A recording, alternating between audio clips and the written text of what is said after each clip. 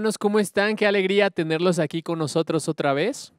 Damos muchas gracias a Dios porque nos da la oportunidad de poder hoy otra vez entender quién es Él, conocerlo y que eso pueda ser aplicado en nuestra vida. Te voy a pedir que cierres tus ojos y antes de comenzar, vamos a poner este tiempo en las manos de nuestro Dios. Señor, te damos muchas gracias porque tú hoy nos das la oportunidad de poder venir a ti. Venir, Señor, para conocerte, para poder comprender más acerca de aquel que nos salvó, acerca de aquel que nos está salvando todavía, Señor, de ese pecado remanente que hay en nuestra carne. Gracias te damos porque hoy tenemos la oportunidad de conocerte, de abrir tu palabra. Señor, te pedimos que seas tú el que habla nuestra vida, que esa palabra que vas a hablar impacte nuestros corazones, Señor, y seamos transformados día con día, Señor. Te damos gracias y te bendecimos. En el nombre de Jesús. Amén.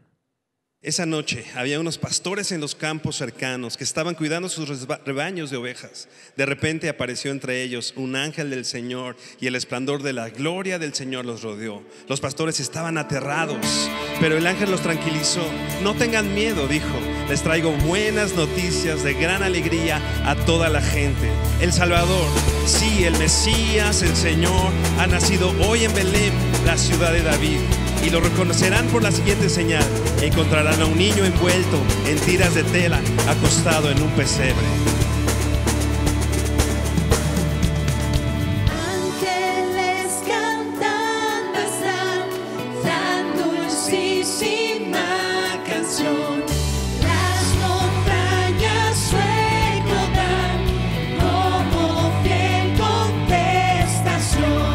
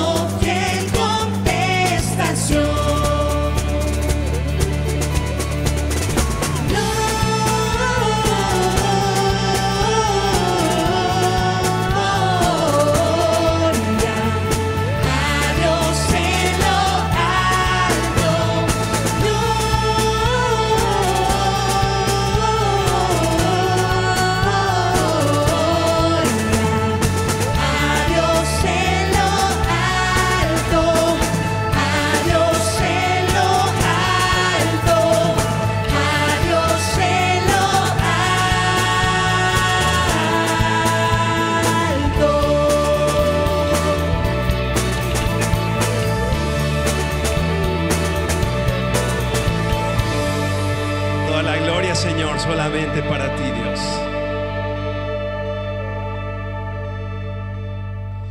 Y esa luz que alumbra a todos los hombres venía a este mundo. Y esa luz eras tú, Señor, que venías lleno de gracia y de verdad, y vimos tu gloria, gloria como del unigénito del Padre. Señor, gracias por revelarte a nuestras vidas, por venir y salvarnos, Señor. Santa la noche, hermosas las estrellas, la noche cuando nació el Señor. El mundo envuelto estuvo en sus querellas hasta que Dios nos envió al Salvador. Una esperanza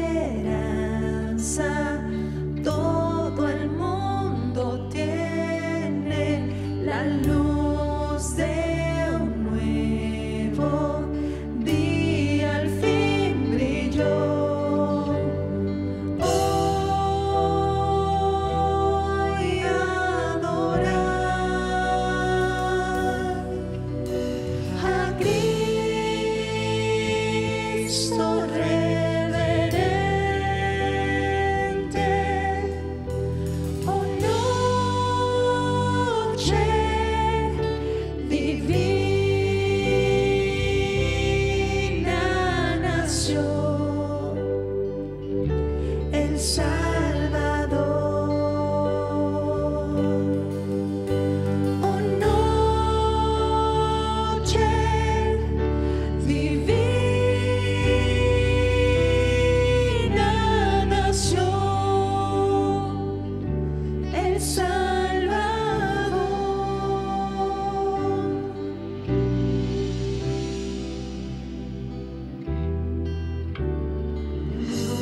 Nos enseñó a amarnos uno al otro, su ley nos dio, su evangelio de paz. Él nos libró y rompió las cadenas, y en su nombre cesó la opresión. Las gracias damos con alegre canto, en oración su nombre proclamamos. Con gran fervor los ángeles anuncian, oh, noche divina nació el Salvador.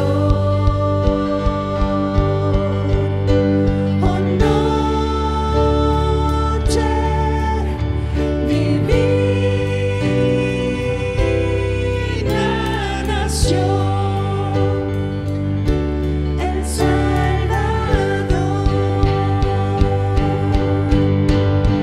Santa la noche, hermosas las estrellas, la noche cuando nació el Señor.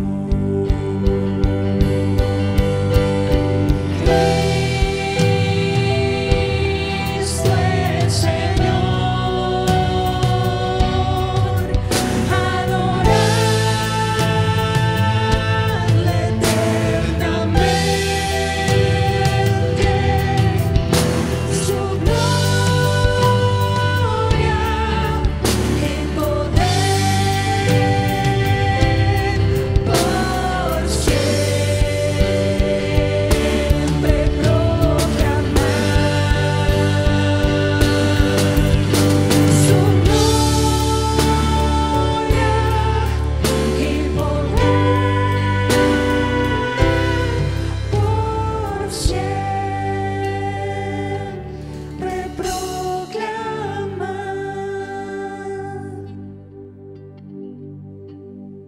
Vamos a pasar al tiempo de las ofrendas y quiero ver una de las razones del por qué ofrendar.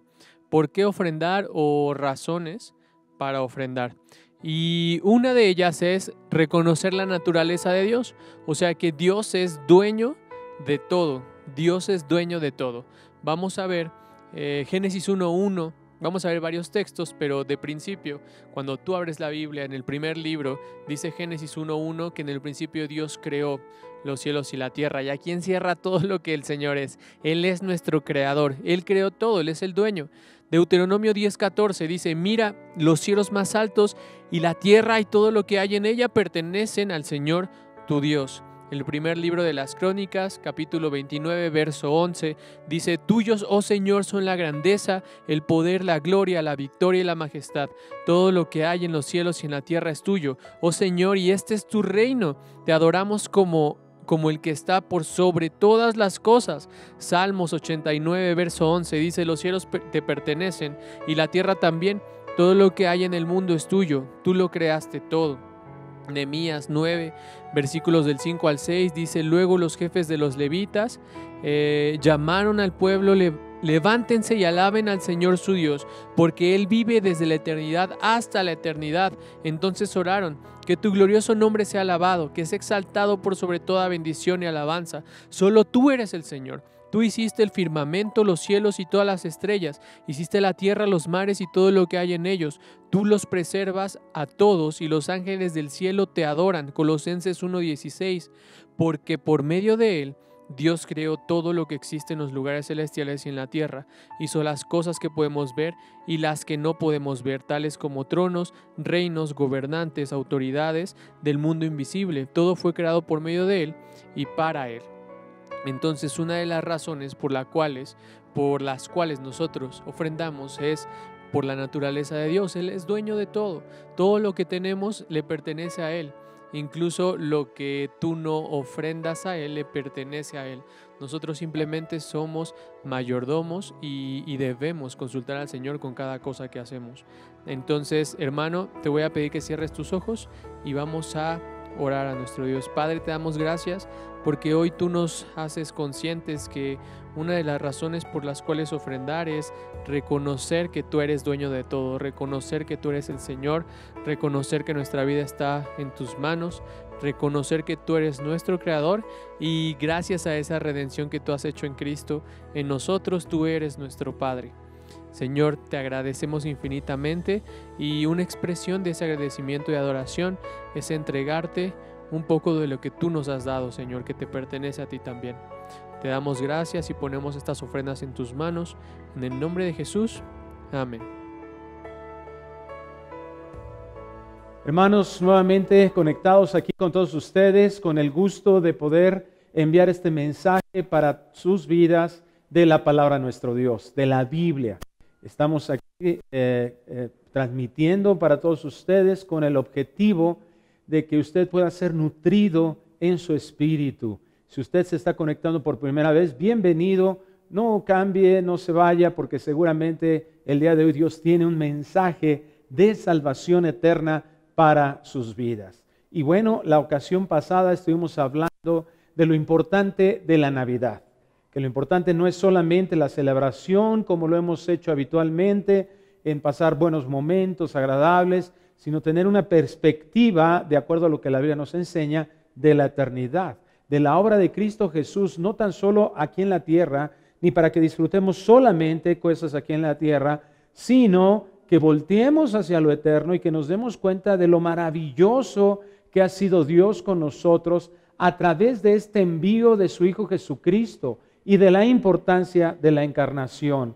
Estuvimos hablando de esto y por eso el título ha sido Lo importante de la Navidad. Hoy veremos la segunda parte. Y para comenzar vamos a volver a leer el pasaje, el versículo que leímos la ocasión pasada para concluirlo el día de hoy. Voy a hacer rápidamente un recuento, después leer este versículo y después de lo que vimos la semana pasada y después continuaremos con la siguiente parte que es un mensaje muy hermoso de parte de Dios en relación a Cristo Jesús. Isaías capítulo 9 versículo 6. Porque un niño nos es nacido, hijo nos es dado, y el principado sobre su hombro, y se llamará su nombre admirable, consejero, Dios fuerte, Padre eterno, príncipe de paz. Quiero leérselos también en otras dos versiones, la Biblia del lenguaje sencillo y la palabra de Dios para todos. Dice así la Biblia del lenguaje sencillo: nos ha nacido un niño, Dios nos ha dado un hijo. A ese niño se le ha dado el poder de gobernar, se le darán estos nombres: consejero, consejero admirable. Es muy importante que, a diferencia de la versión Reina Valera, dice admirable, consejero. Vemos ahí una separación. Pero el estudio del hebreo ha hecho que se pueda ver mejor consejero admirable, Dios invencible, Padre eterno, príncipe de paz. Y la Biblia de Palabra de Dios para todos dice así: porque nos ha nacido un niño, se nos ha dado un hijo, sobre sus hombros descansa la autoridad y se le han puesto estos nombres: hacedor de grandes planes, Dios invencible, Padre eterno, príncipe que trae la paz. Le voy a suplicar que cierre sus ojos. Padre, en el precioso nombre de Cristo Jesús, su nombre que es sobre todo nombre, lo reconocemos así. Su obra perfecta nos hizo tener la posibilidad de acercarnos delante de tu presencia como en este momento y pedirte que tú hables a nuestros corazones, que dirijas nuestras vidas y que lo que hablemos el día de hoy impacte nuestra vida para que al mismo tiempo sean impactadas otras vidas, Señor. Te lo suplicamos, usa nuestras vidas para tu gloria, en el nombre de Cristo Jesús. Amén.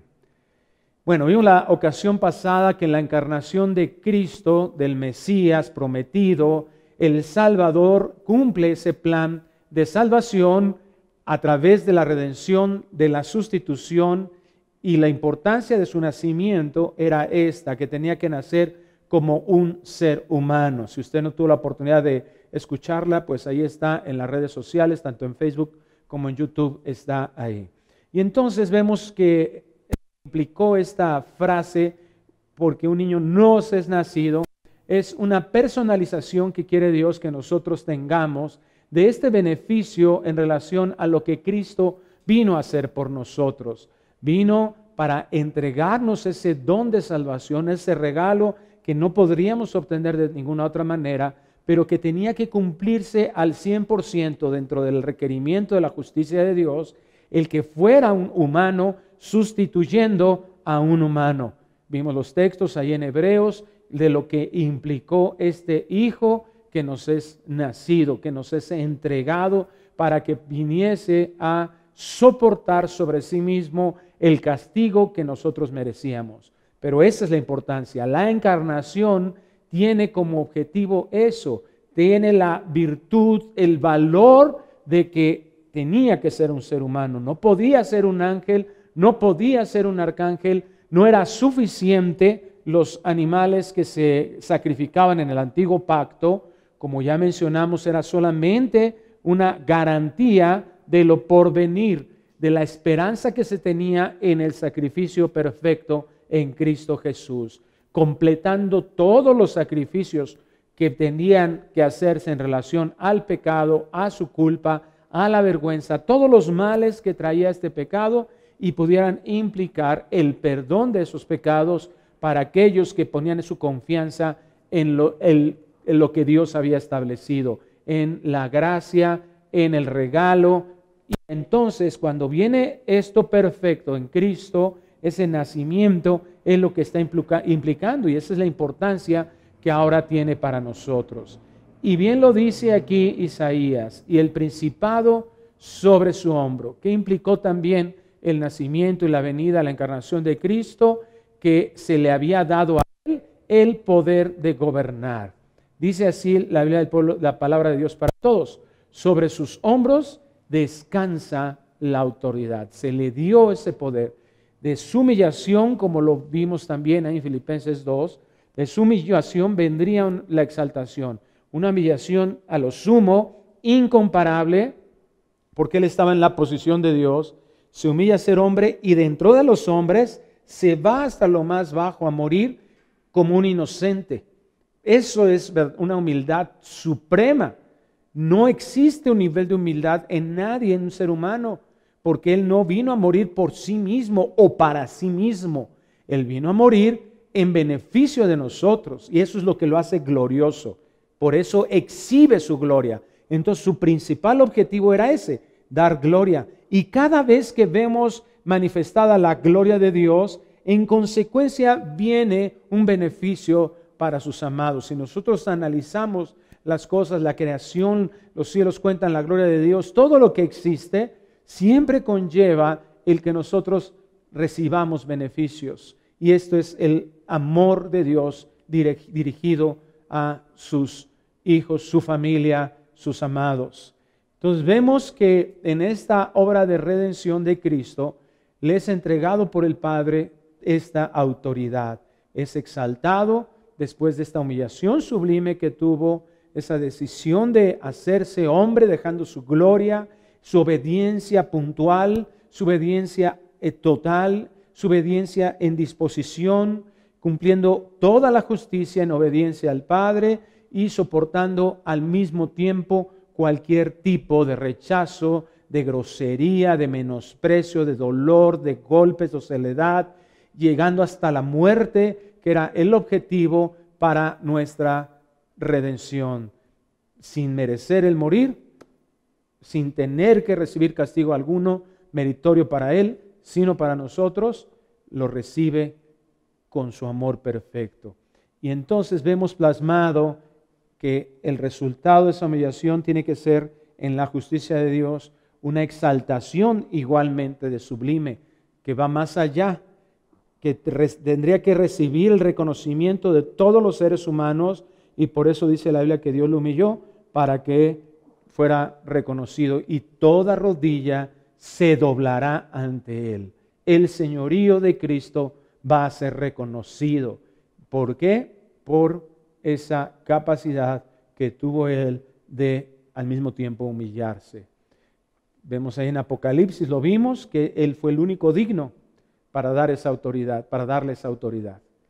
Él se le dio esa autoridad para gobernar sobre sus pueblos, sobre sus amados, sobre aquellos que Él redimió y al mismo tiempo dar autoridad a ellos en la eternidad. Es lo que escuchamos ahí en Apocalipsis 5.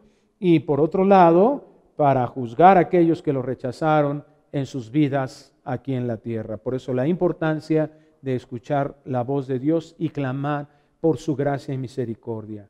Entonces Cristo mismo anunció este señalamiento de el inicio del reinado aquí en la tierra. Lo leemos ahí en los evangelios, Cristo lo decía todo el tiempo: arrepentíos porque el reino de los cielos se ha acercado.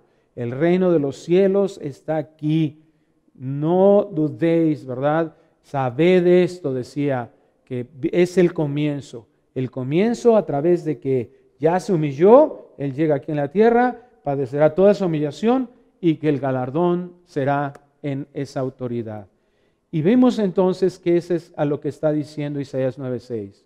Porque un niño nos es nacido, hijo nos es dado, y el principado sobre su hombro.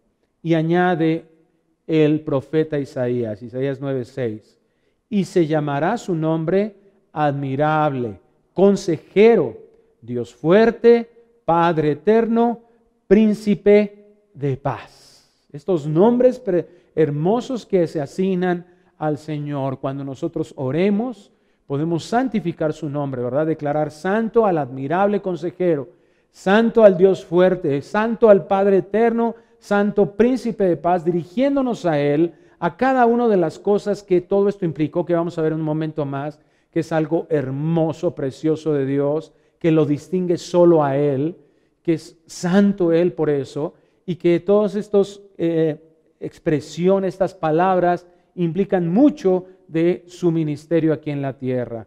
Todo lo que Cristo hizo y todas sus acciones en consecuencia son dignas de que tú y yo las reconozcamos, de que tú y yo las exaltemos. ¿Qué significa eso? La palabra exaltación en el libro de los Salmos se dirigía también a aquellos que trabajaban los metales y entonces los pulían hasta que salía el mejor brillo de ese metal. Eso es exaltar. Reconocer, sacarle brillo. Nosotros estamos aquí en la tierra para exaltarlo, para decir lo mejor de la vida, y por eso es lo importante de la Navidad, que reconozcamos eso, el evangelio que está incluido ahí, que prediquemos el evangelio, y que aunque la gente te diga, ay, es que tú y tu religión, ¿qué importa que digan lo que digan?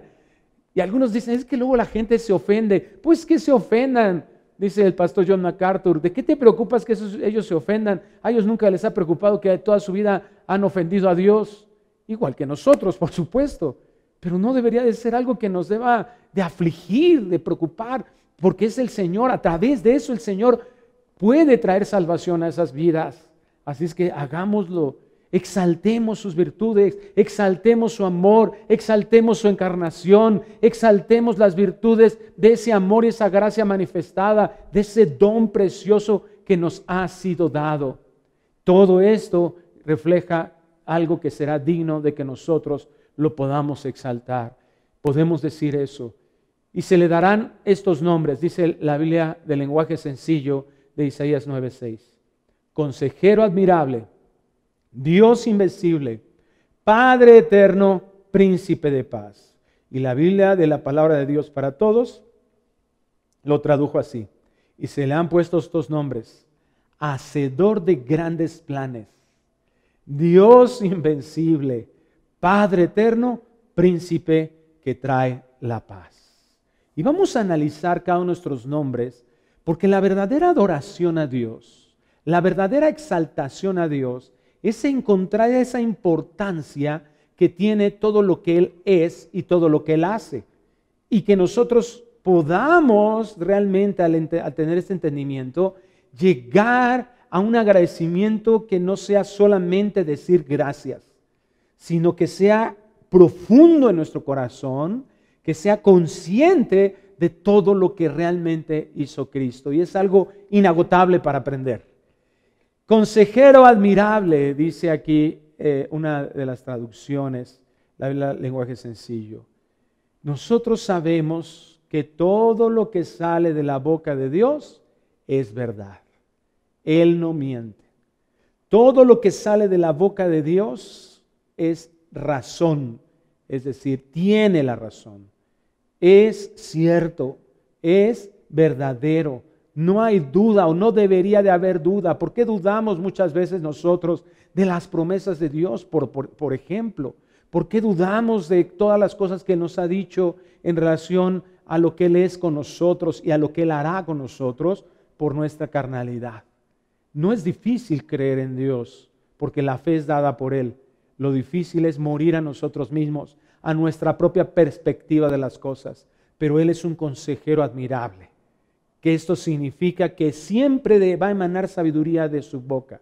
¿Cuál es la diferencia? Mencionaba yo la semana pasada. ¿Cuál es la diferencia entre una sabiduría humana y una sabiduría de la palabra de Dios, de la Biblia? De que estos hombres inspirados por el Espíritu Santo escribieron esto que habla el Señor y que nos deja plasmados en la Biblia, que es su palabra. La diferencia es la implicación que tienen. Nosotros podemos reconocer a grandes hombres, filósofos, sabios, que nos dicen frases que nos hacen meditar, reflexionar, muchos de ellos a decir, bueno, ya tengo que ver la vida de una forma diferente. Pero lo que dice la Escritura, la sabiduría de Dios, tiene una implicación hacia la eternidad. Y no significa nada más que, bueno, pues nos asomamos a la eternidad futura en relación al entendimiento de eso y ya. No, porque cuando nosotros entendemos cómo van a terminar las cosas, vamos a tomar mejores decisiones el día de hoy. Si una persona puede darse cuenta lo que implica el matrimonio, un soltero, por ejemplo, va a tener mucho más cuidado a quién va a escoger como novia. Cuando no se tiene eso en mente, solamente va a satisfacer sus momentos inmediatos. Pues quien me guste, quien me agrade, quien me guste como bese, quien me guste como me diga, etcétera. Puras cosas inmediatas. Pero si pusiera sus ojos en lo que tiene que vivir con esa persona para toda su vida, implicando en el matrimonio cristiano eso así, entonces pues él va a tomar más cuidado, ella va a tomar más cuidado en decir, oye, no, es mejor no por más que me guste, por más que bese bonito, por más tierno que acaricie, por más palabras lindas, yo no creo que esto sea con alguien con el que vaya a vivir toda mi vida, no solo emocionalmente, sino en el entendimiento. Entonces, así es lo mismo. Esa es la diferencia radical que existe entre tener una perspectiva de la eternidad. No simplemente va a decir, bueno, me voy a llenar de conocimiento para vivir en la eternidad. No, yo sé cómo van a funcionar las cosas allá en la eternidad y aquí voy a empezar a tomar decisiones valiosas e importantes. Eso es lo que Dios quiere que tengamos. Esa es la sabiduría de Dios. En Colosenses capítulo 2, versículo 2, ese consejero admirable, que podemos admirar lo que Él dice y entendiendo la implicación de todas sus palabras. Dice así Colosenses 2:2, el apóstol Pablo, escribiendo inspirado por el Espíritu Santo, para que sean consolados sus corazones, unidos en amor, hasta alcanzar todas las riquezas de pleno entendimiento, a fin de conocer el misterio de Dios el Padre y de Cristo, en quienes están escondidos todos los tesoros de la sabiduría y del conocimiento. Si nosotros queremos saber cómo funcionan realmente las cosas, de las cosas importantes de nuestra vida, de nuestra relación con Dios, de nuestras relaciones personales aquí en la tierra, de cómo tener que ver el matrimonio para que pueda ser un matrimonio que le glorifique y que sea de bendición para nosotros y para nuestra familia y para nuestros amigos. Si queremos que nuestras amistades tengan una implicación más allá de lo terrenal, si queremos que la relación con nuestros hijos, si queremos que cómo trabajar, cómo decidir hacer un negocio, qué hacer en relación con nuestros ingresos, cómo administrarlos, las cosas importantes, cómo salir de nuestros conflictos en relación al pecado, cómo perdonar, cómo salir del desánimo, como la serie que estuvimos viendo antes de estos días, cómo vencer el temor. Ahí en la Escritura comenzamos a ser nutridos de ella para ser abastecidos en nuestra mente y en nuestro corazón y que nosotros realmente podamos vivir y experimentar cosas maravillosas en el poder de Dios. Conocer el misterio de todo lo que Dios es, a donde nos pueda llegar a alcanzar nuestra mente, que repito es finita, pero en Él está lo más valioso.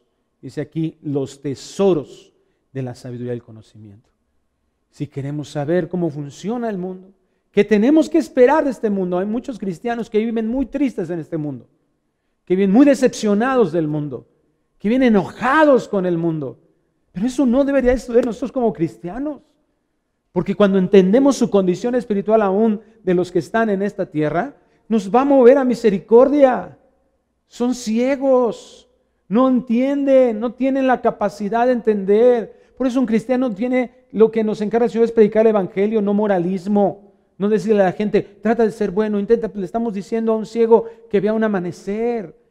Le estamos diciendo a un cojo a alguien que no tiene piernas, imagínate, y le digo, oye, pues ayúdame, no asalta aquí, ayúdame a saltar esta barda. Pues, ¿cómo va a hacerlo si no tiene esa capacidad?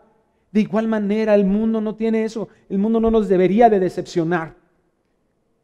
Posiblemente entristecer como a Cristo cuando vio a Jerusalén y lloraba amargamente en su corazón teniendo conmiseración de ellos. Ese debe ser nuestro lamento en el último de los casos. Pero enojados, reclamando, exigiendo. ¿Cómo puede ser posible? Nosotros tenemos que ser la luz del mundo. Nosotros somos los que tenemos que dirigir su vista hacia Dios.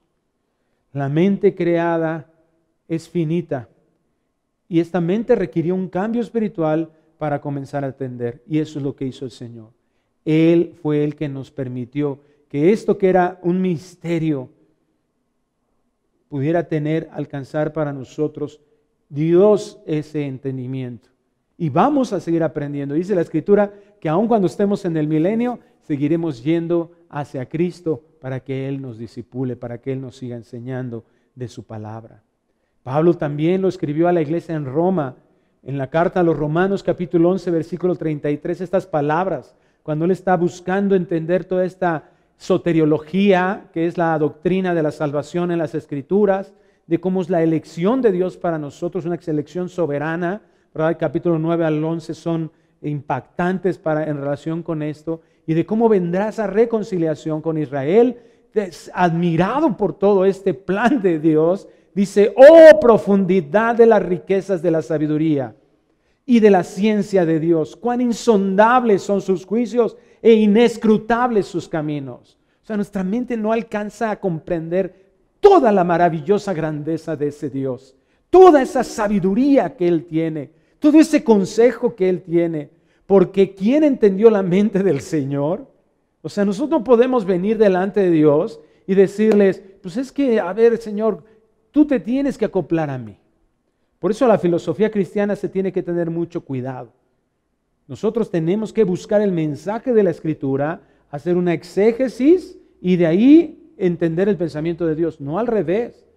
Yo tengo que estar buscando satisfacer mi intelecto, yo tengo que, y de lo que yo ya sé y de lo que yo supongo de Dios, entonces, porque eso es nuestro problema, cuando venimos a la palabra de Dios, entonces empiezan a haber cortocircuitos en nuestra cabeza, y es que no entiendo esto, es que no entiendo por qué hace esto Dios, y por qué el otro, claro, porque todos estamos basados en que creemos que tenemos la verdad, pero tenemos nosotros que venir con humildad y decir, no, yo tengo que reconocer que la palabra de Dios es lo más valioso, y no me alcanza mi entendimiento, y me estorba mi pecado, y me estorba todo mi background, ¿verdad? Todo lo que yo ya sé de antes, todo lo que ya conocí, supuse y creí que es verdad, todo eso me puede llegar a estorbar para entender la palabra. Así es que yo tengo que hacer es desvalorizarlo completamente, colocarlo ahí porque no lo puedo hacer desaparecer, porque requiero entender otras cosas, pero no lo pongo en un pedestal, no lo pongo en un altar, no lo pongo como algo sublime, y ese es el problema del mundo en el intelectualismo que vivimos. Se valora, y, mira, es que aquel dijo, y aquel, a ver, ¿qué dice Dios? Eso es lo que nos debe preocupar. Una persona que aconsejamos, una persona que quiere ser aconsejada, lo primero que le digo es, nosotros no tenemos una perspectiva de la psicología, tenemos la palabra de Dios. Si tú estás dispuesto a escuchar ese consejo, bienvenido. Eso es lo que tengo que darte, porque yo pienso, o nosotros pensamos, como hijos de Dios, que esta es la verdad, es lo más digno de ser reconocido, lo más valioso. Si tú quieres estar de acuerdo con eso, decides estar de acuerdo con eso, adelante. Si no, pues no tenemos más que ofrecerte más que las verdades de Dios. Y vamos a buscar la manera, por supuesto, de entregártelo y de hacértelo digerible. Pero si no existe ese valor en una persona, entonces definitivamente está confiando más en la perspectiva del hombre. ¿Quién entendió la mente del Señor? ¿O quién fue su consejero? ¿Podríamos nosotros cuestionar a Dios? ¿A quién le pregunta a Dios?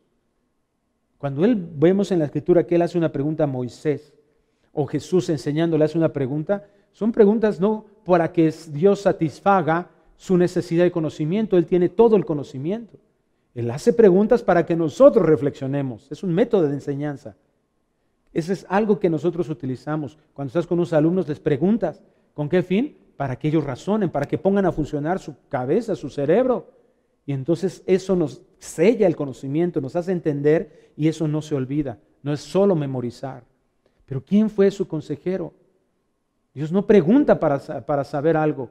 Él sabe lo que está pasando con toda la humanidad, en todas sus características, en todas sus circunstancias. Él conoce todo lo profundo de las intenciones del corazón. Él no necesita ningún consejo de nadie. ¿O quién le dio a él primero? Estas preguntas de Pablo son precisamente de esa forma, retóricas. ¿A quién le dio a él primero para que le fuese recompensado? Nadie. Él es el dador de todo bien, de toda buena obra. Todo le pertenece a Él.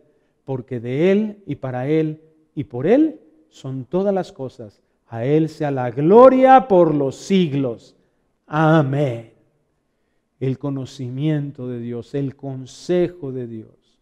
El plan de Dios es impresionante, tan maravillosamente sabio que eso impulsa nuestra admiración y por eso es admirable consejero. Todos sus pensamientos son dignos de que nosotros los podamos reconocer como lo más glorioso, lo más hermoso, lo más grande, lo más sabio. Dios fuerte, número 2, dice ahí, admirable o consejero admirable.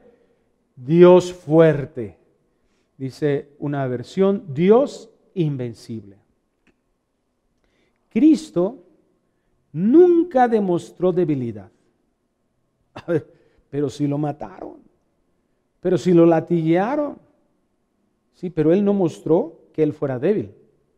Él decidió no usar su fuerza y poder. Él no era débil en sí mismo. Hay por ahí algunas doctrinas heréticas, porque eso no enseña la Biblia, aquí lo estamos viendo, que dicen, no es que Cristo no era Dios, como que dejó su deidad por momentos o totalmente, en fin, no. Él nunca hizo absolutamente eso. Él siguió siendo Dios. Por eso, en Mateo 1:22, cuando el Señor, ¿verdad?, envía a su ángel, que viene y le dice, ¿verdad?, le dice a sus papás, a José, que ya estaba temeroso, ya quería dejar a María. A la misma María, cuando recibe este mensaje, dice, wow, ¿qué pasó? ¿Cómo? A ver, yo que soy indigna, ¿verdad? Pero el Señor me use, dice en su cántico de agradecimiento cuando recibe esta visitación del ángel. Y en Mateo 1:22 dice, todo esto aconteció para que se cumpliese lo dicho por el Señor por medio del profeta cuando dijo.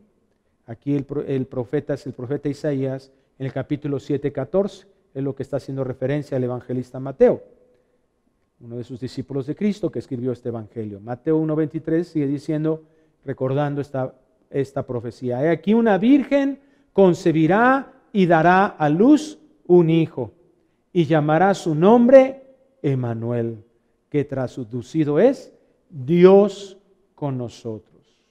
Si Dios mismo dice que su Hijo es Dios, Juan 1:1, en el principio era el Verbo y el Verbo era con Dios y el Verbo era Dios. Era Dios. Nunca deja de ser Cristo Dios.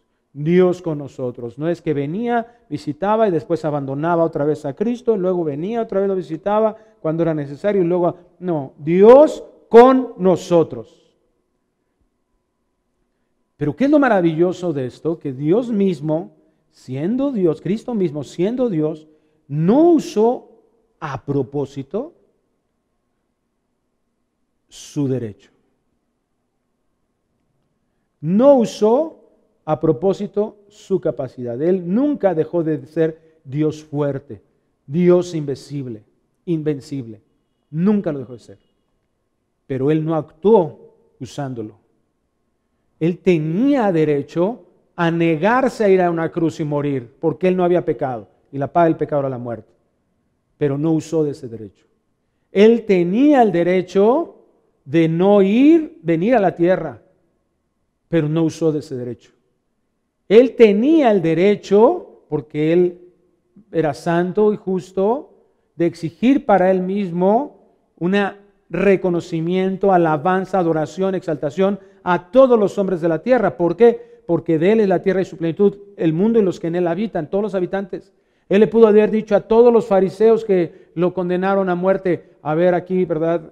Por eso esas palabras ahí cuando venían a acusar a aquellos religiosos, a la mujer, y les dijo, el que sea libre de culpa, esas palabras penetraron hasta lo más profundo de sus corazones, porque acusados por su conciencia tiraron las piedras y ya no la apedrearon. Esas palabras, ¿verdad? De ese Dios fuerte que va hasta lo más profundo, y sus palabras que son como fuego, que son como una espada que penetra hasta lo más profundo, porque no dejó de ser Dios por un solo instante. Pero Él no usó a propósito su derecho de que todos estos que lo atacaban, que querían tentarlo, callarlos, detenerlos, exigir reconocimiento. No lo usó. Él no usó su derecho y su capacidad de ordenar y decir, así le vas a hacer, y ahora haces esto, y ahora tú te callas, y ahora no, los dejaba hablar. Con el mismo Juan el Bautista habla la Escritura que cuando se reúnen en algún punto, fíjate qué nivel de amor y humildad. Y ahí estaban, ¿qué hace? Dice que se hizo a un lado Cristo. Hay que ustedes sigan ahí haciendo, nosotros nos vamos a otro lado. Es un verdadero amor, pero nosotros que nos decimos hijos de Dios, esto es lo que tenemos que comprender. Yo tengo el derecho, yo quiero, y demandamos. Eso no es seguir el ejemplo de Cristo. No estoy diciendo que las leyes humanas no sirvan, no estoy diciendo que el derecho humano no funcione, lo podemos usar, pero estoy hablando de una cuestión en nuestro corazón en donde nos pasamos la vida exigiendo, y eso que creemos a lo que tenemos derecho, a esa capacidad que tenemos, está satisfaciendo muchas áreas de nuestra carne y no estamos ejemplificando la vida de Cristo Jesús.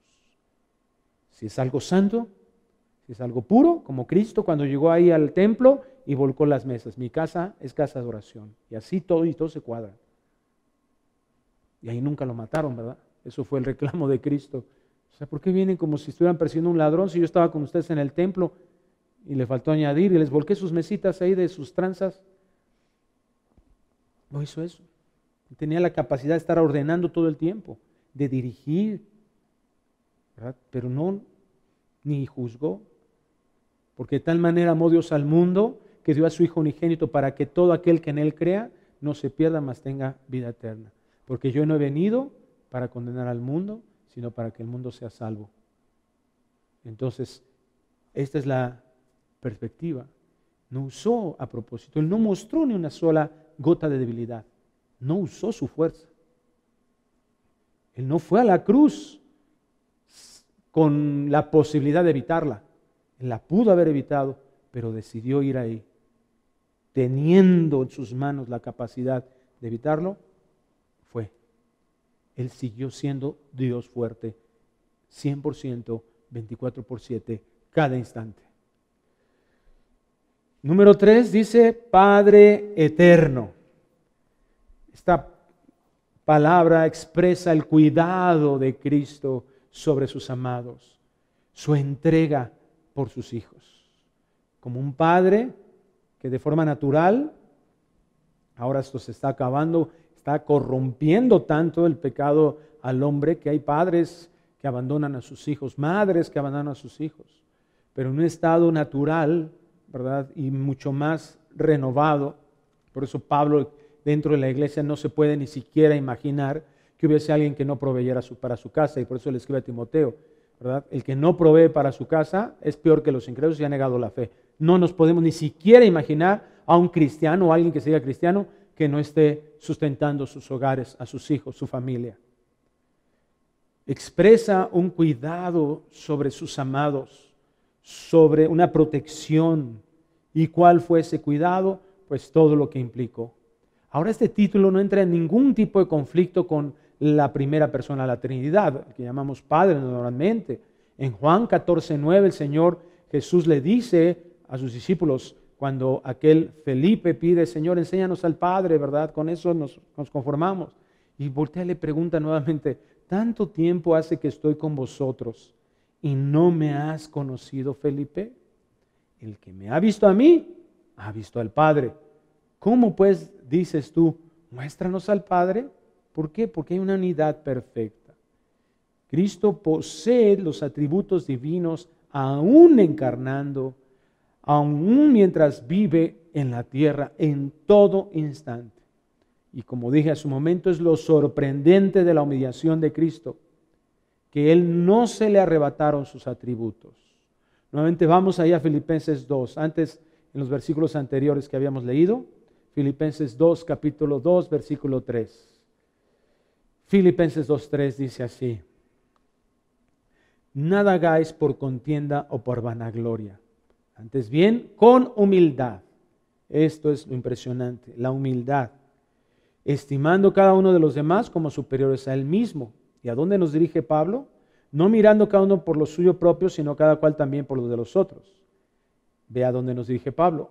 Haya pues en vosotros este sentir que hubo también en Cristo Jesús.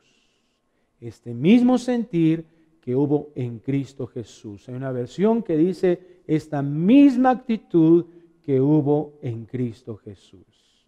Esta palabra que implica lo que hizo Cristo, esta humillación de Cristo, esta humildad que lo distinguió, aquí expresada en Filipenses 2:3, que Él nos está diciendo que nosotros debemos vivir con esa misma actitud, con esa humildad que hubo en Cristo. Para empezar, la palabra humildad en el griego es la palabra tapeinofrosune, que significa humillación de mente. Es decir, estar consciente de que voy a vivir en esta condición. Modestia también significa reinar en o frenar la mente. Esto es muy interesante. Escucha esto, frenar la mente o facultades cognitivas. O sea, dominas de tal manera la mente, dominas de tal manera tu conocimiento de las cosas que la tienes en perfecto control de lo que puedas tú hacer o reaccionar. Esta palabra, tapeinofrosune, también se utiliza para la domesticación de una bestia, como un caballo. Un caballo en su estado salvaje, inmediatamente que alguien se le quiere montar, su reacción ¿cuál va a ser? Y aventar, ¿verdad? A quien, no, ¿cómo te vas a subir? ¿Qué te pasa?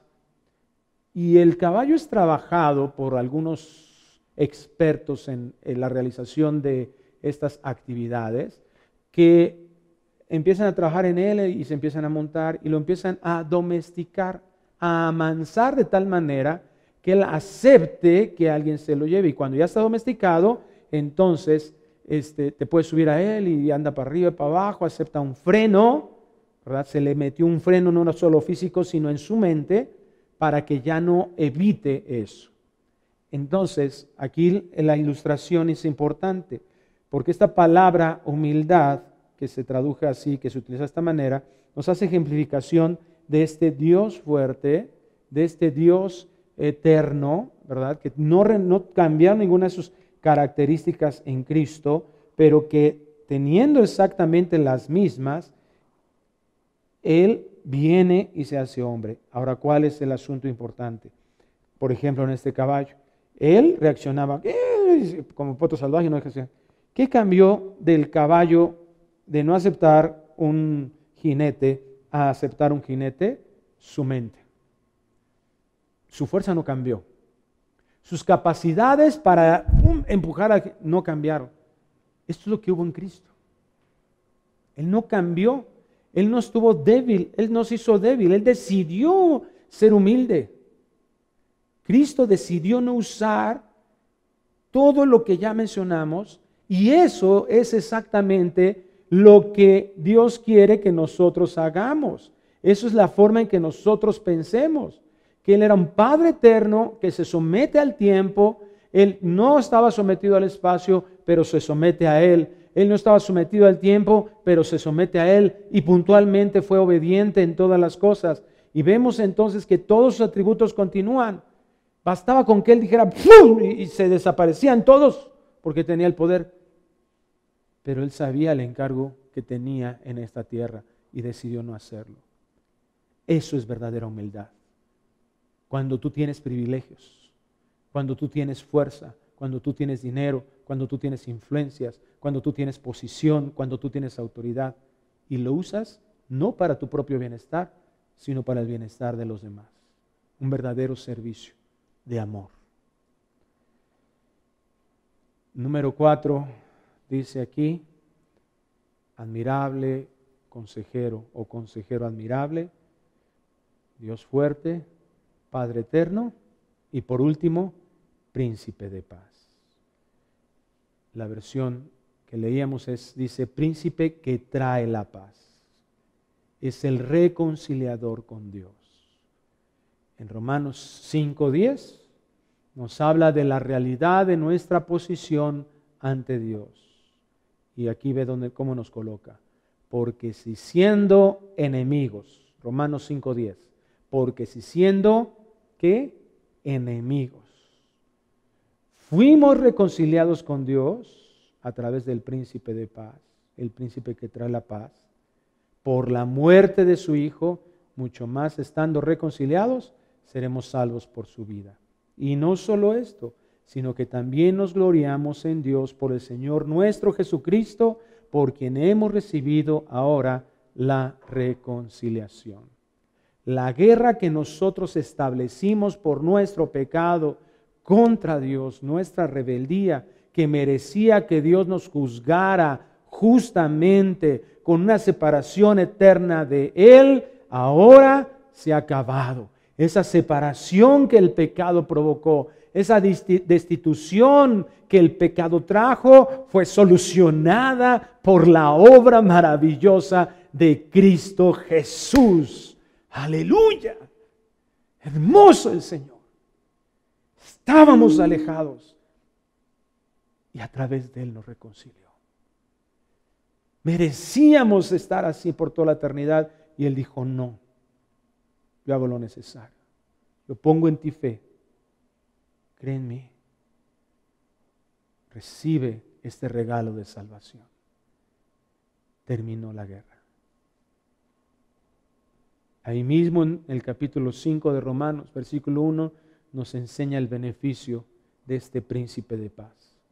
Justificados, pues, por la fe, tenemos paz para con Dios, por medio de nuestro Señor Jesucristo, por quien también tenemos entrada por la fe a esta gracia en la cual estamos firmes y nos gloriamos en la esperanza de la gloria de Dios. Los beneficios de este príncipe de paz que trae la paz es que no vamos a tener tranquilidad nada más aquí en la tierra y vamos a estar más tranquilos y no va a haber conflictos y vas a parar de sufrir. No, hombre, esa es no es nada en comparación a lo que implica este príncipe de paz. Es que nosotros podemos entrar ante el trono de la gracia, al lugar santísimo, por medio de la intercesión que Cristo tuvo, la justificación que recibimos, que Él hizo todo lo necesario, abrió. Por eso cuando estaba en la cruz, ¿verdad? Clama al Señor y se parte el velo, eso que dividía el lugar santo y el lugar santísimo, ahora quedó abierto. Se abrió la puerta, por eso Él dice la puerta, por eso Él dijo: yo soy el camino y nadie viene al Padre si no es por mí. Si no pones tu fe en Cristo, entonces no hay posibilidad de esto. Pero hay paz para con Dios. Ya no hay enemistad. Y mira, si no hay paz con Dios, no la habrá en nadie ni con nadie. Puedes decir: bueno, pues es que yo sí estoy tranquilo, si estoy en mi casa, si me aíslo, si tengo algunos amiguitos, si me la paso 2, 3 bien, estoy en paz. No, eso es aparente paz. Vas a sufrir las consecuencias de negar a Cristo como tu Salvador eternamente y aún aquí en la tierra. De vivir de la forma en que Dios quiere para tu vida. Esa es la evidencia de que realmente el Señor es tu Salvador y el dueño de tu vida. Por todo esto vino Cristo, mis amados hermanos y hermanas. Amigo que estás aquí escuchando, pon tu fe en Él. Esta fue su motivación, que se restableció la relación por toda la eternidad con Dios. No momentáneamente, por toda la eternidad. No estamos hablando de que tú vayas a una iglesia. Puedes ir a una iglesia y no tener este beneficio. Estamos hablando de lo que realmente Dios ha hecho por iniciativa de Él, para su gloria y para que nuestra vida sea beneficiada. Este es nuestro Señor, nuestro amado. Y nunca deberíamos de dejar de adorarle con vehemencia, exaltarlo con pasión, agradecerle con humildad, rendirnos con sinceridad. Esta debe de ser la respuesta, que nuestra vida esté dedicada a su servicio completo. Por eso Pablo ahí en 1 Corintios 15:57, él expresa estas palabras: más gracias sean dadas a Dios, que nos da la victoria por medio de nuestro Señor Jesucristo. Así que, hermanos míos, amados, estad firmes y constantes, creciendo en la obra del Señor siempre, sabiendo que vuestro trabajo en el Señor no es en vano. Nunca te desanimes en seguir haciendo la obra, la labor que Dios te ha encargado. Regresa a casa. Si te has ido de la iglesia, regresa a la iglesia. Si te has ido de tu familia, regresa a tu familia. Haz las cosas para la gloria de Dios. Pon esto en tu corazón, porque entendiendo estas cosas nos damos cuenta que Él es digno de que nosotros nos rindamos y padezcamos, si es necesario, todo lo que pueda implicar el que nosotros seamos obedientes a Él, para que Él sea honrado como Dios, como nuestro Salvador, como el dador de todo bien, y que nuestra vida está en su cuidado y somos abastecidos con Él y somos satisfechos por Él. Padre, gracias nuevamente por tu palabra. Yo te pido, Señor, que que haga su obra en nosotros, que cambie, Señor, la forma de pensar de tal manera que cambie también nuestra forma de actuar, nuestra forma de ver las vidas, nuestra forma de ver a los demás, forma, Señor, de actuar, que podamos realmente ser como tú, que entendamos tu palabra, la importancia de este día, lo podamos llevar a algo sublime, Señor, en todo lo que hagamos, pero que lo podamos llevar, Señor, al corazón a través de tu Espíritu. Estas palabras que nos has encargado, pongamos en el oído de aquellos que están cerca de nosotros y que las uses para que ellos vengan a ti. Bendícenos, Señor, que en estos días nosotros estemos bajo tu cuidado, pero también con tu motivación, con la fuerza para hacer todo conforme a tu voluntad. Te lo pedimos en el nombre preciosísimo de Cristo Jesús. Amén y amén. Hermanos, un abrazo a todos ustedes. Que Dios les bendiga. Conéctese el próximo jueves 24. Vamos a tener un programa especial navideño a través de las redes. Tómese ese tiempo. Vamos a estar aquí adorando al Señor, sirviéndole. Así es que venga con nosotros, tómese ese tiempo con su familia. Va a ser de grande bendición. Les amamos mucho. Que tengan una feliz Navidad. Que el año que entra sea de grande bendición. Este año no podemos negar que ha sido de bendición de una manera rara y extraña, pero el Señor ha seguido con nosotros. Sigamos conectados. Estamos para servirles. Dios les bendiga. Vida Nueva para el Mundo se sostiene y propaga el mensaje de salvación